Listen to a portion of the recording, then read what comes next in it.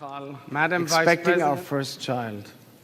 We were watching the first Israeli president invited to address a joint session of Congress in honor of Israel's 40th Independence Day. That president was my father.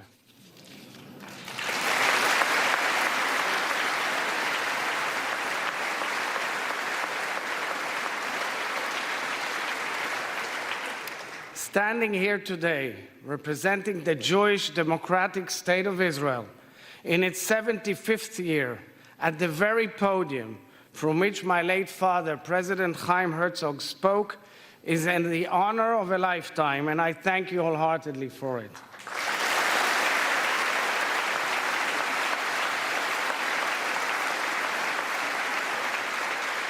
I was born and raised in Israel, but my father's diplomatic post at the United Nations brought my family to New York in the 1970s. During high school, I volunteered with the Legal Aid Society for the Elderly in Brooklyn, New York.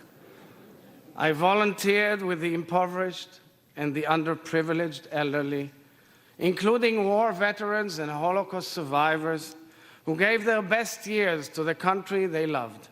My mentor at the organization was a subtle, reserved professional. She was strictly business. The moment she broke character has remained with me for almost 50 years. It was the day she told me the love of her life died fighting for Israel. Her fiancé, a tall, bright American Jewish boy, was inspired by the Zionist dream and the Jewish people's desire for independence. He voluntarily boarded a ship to Haifa, fought in the Israeli military, and fell in the battle for Israel's independence just weeks before their wedding. Although decades had gone by and she rebuilt her life, the cracks in her heart remained. That moment in which I learned of the life he gave for the state of Israel spoke to the very core of the bond forged between the people of the United States and the people of Israel. How the nations we built overcame loss. How deeply our stories complement each other's. How far we have all come together. Speaker McCarthy, I thank you for hosting this festive joint session of Congress celebrating the first 75 years of Israel's independence. Just a few weeks ago, during your first trip abroad as Speaker, you honored the Israeli people by addressing the Knesset in Jerusalem, the capital of the State of Israel and the Jewish people. Your sincere expression of friendship on behalf of the United States of America truly resonated with the Israelis. Thank you.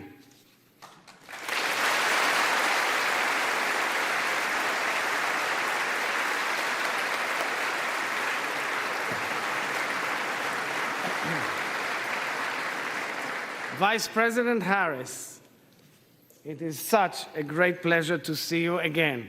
I vividly recall hosting you at the Knesset a few years back. Your stirring remarks at the Israeli Embassy's Independence Day reception a few weeks ago reflect both yours and President Biden's decades-long ironclad friendship with Israel. Special thanks go to former Speaker Nancy Pelosi, who first invited me less than a year ago, together with Senator Chuck Schumer.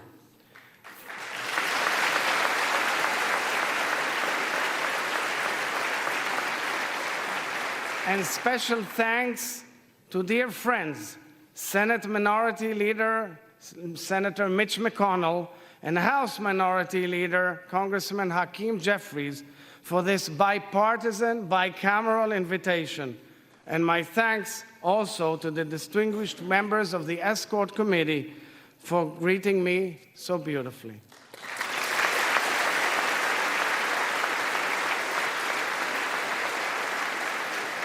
Mr. Speaker, dear friends, in Jewish weddings, a glass is placed on the ground, intentionally stomped on. This ritual evokes the destruction of our temple in Jerusalem 2,000 years ago. only after the glass is broken, the celebration can truly begin. Amidst the most joyous occasions in the lives of two individuals who have come together to build something whole, we recall what was once broken in our nation. Thus, the bitter blends with the sweet. Today, the Hebrew calendar points to the first day of the month of Av. In Jewish tradition, this is a somber period in which we mourn the loss of our sovereignty. Jewish communities all over the world lament the beginning of our national exile, where throughout 2 millennia we continuously expressed a spiritual connection to our ancestral homeland, a longing to return home and regain our independence. Yet today, at this moment in my people's history, gathering on Capitol Hill to celebrate 75 years of Israeli independence with our greatest partner and friend, the United States of America, my soul is overflowing with pride and joy.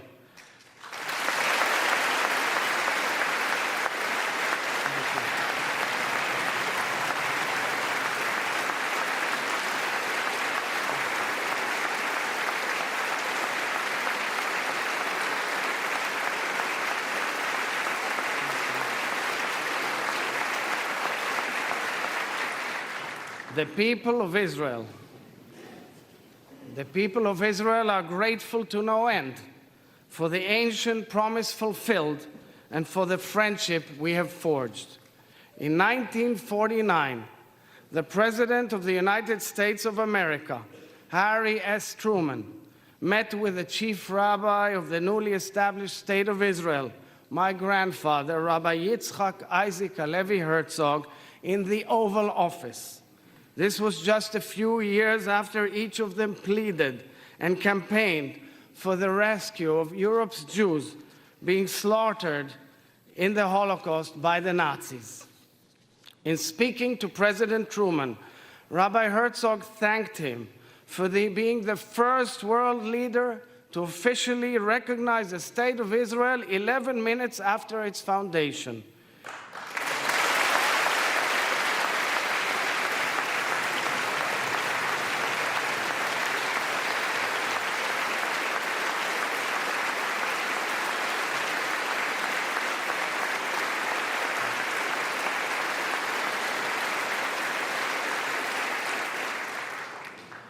He spoke, Rabbi Herzog, of the divine providence that destined President Truman to help bring about the rebirth of Israel after 2,000 years of exile. Witnesses of the encounter recalled tears running down President Truman's cheeks. We're honored to have President Truman's grandson, Clifton Truman Daniel, with us here today.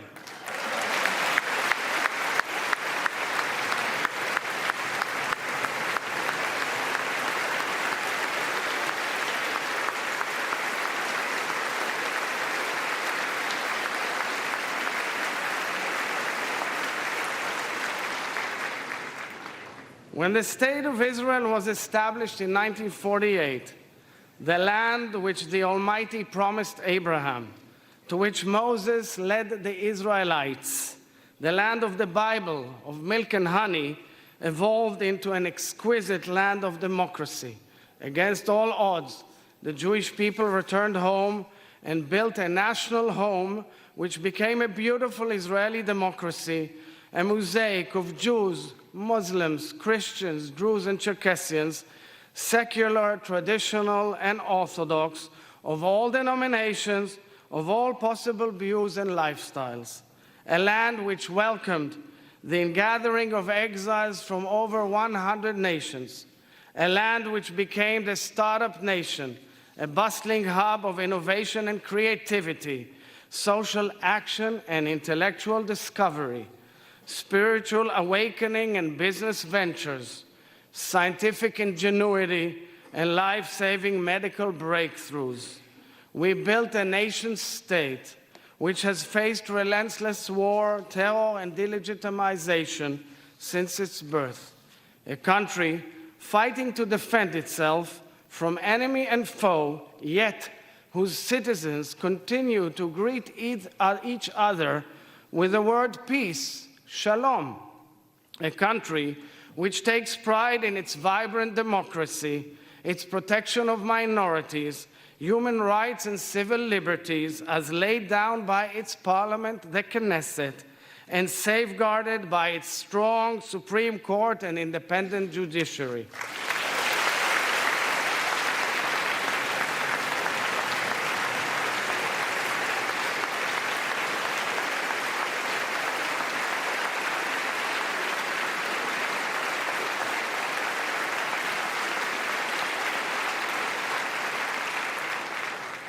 A state founded on complete equality of social and political rights to all its inhabitants, irrespective of religion, race, or gender, as stipulated explicitly in Israel's Declaration of Independence, a country which is ever evolving, a diverse amalgam of accents, beliefs, backgrounds, and customs, truly a modern-day miracle.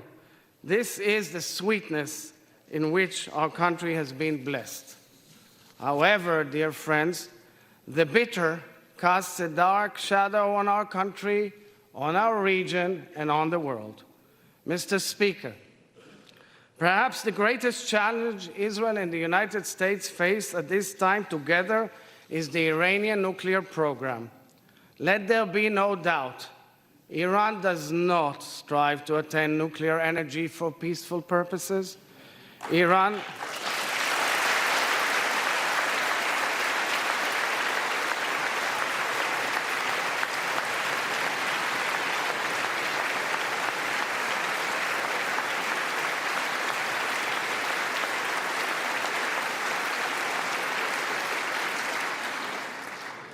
Iran is building nuclear capabilities that pose a threat to the stability of the Middle East and beyond. Every country or region controlled or infiltrated by Iran has experienced utter havoc. We have seen this in Yemen, in Gaza, in Syria, in Lebanon, in Iraq. In fact, we have seen this in Iran itself, where the regime has lost its people and is suppressing them brutally. Iran has spread hatred, terror, and suffering throughout the Middle East and beyond, adding fuel to the disastrous fire and suffering in Ukraine. Iran is the only nation on the planet publicly calling, plotting, and developing means to annihilate another nation, and members of the family of nations, the State of Israel. Israel has no border with Iran. Israel has no resources contested by Iran. Israel has no conflict with the Iranian people. And yet, the Iranian regime, together with its proxies throughout the Middle East, is aiming and working towards destroying the State of Israel, killing the Jews, and challenging the entire world, the entire free world. Allowing Iran to become a nuclear threshold state, whether by omission or by diplomatic commission, is unacceptable.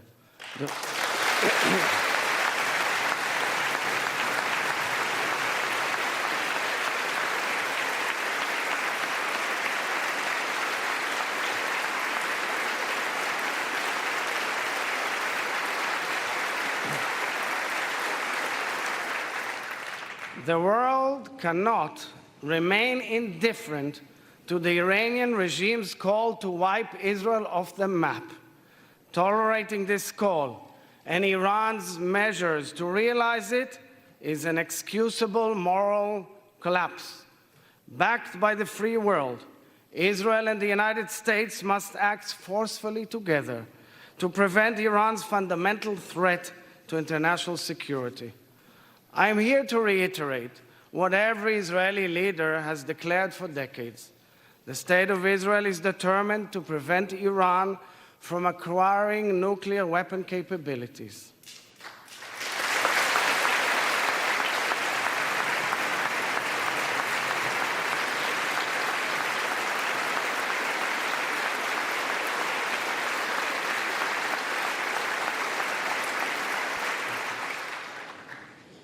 Mr. Speaker, we are proud to be the United States' closest partner and friend. We are grateful to the United States for the necessary means you have provided us to keep our qualitative military edge and to enable us to defend ourselves by ourselves. This reflects your ongoing commitment to Israel's security. We're also tremendously proud that ours is a two-way alliance in which Israel has been making critical contributions to the national security interests of the United States of America in numerous ways. Thank you, dear members of Congress, for your support of Israel throughout history and at this critical moment in time.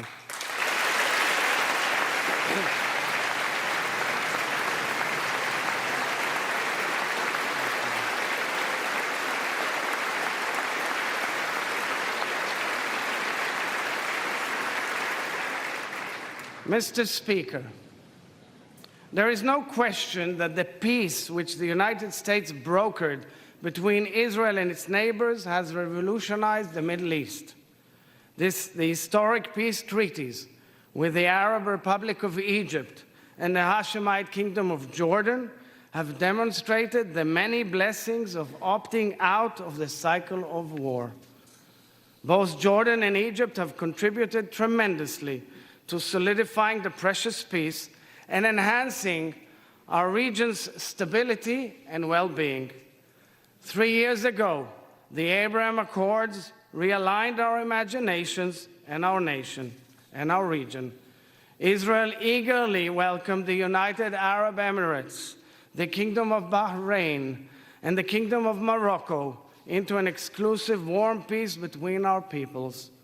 Since signing the accords, over 1 million Israelis have visited the Abrahamic nations, a clear expression of our will to become integrated in the region. This is a peace anchored in trust, hope, and prosperity, a true game changer. Each of these historic agreements, which have altered the trajectory of the Middle East, was facilitated by our greatest friends, the United States of America. Israel's hand is extended and our heart is open to any partner in peace, near or far. Israel thanks the United States for working towards establishing peaceful relations between Israel and the Kingdom of Saudi Arabia, a leading nation in the region and in the Muslim world. We pray for this moment to come. This would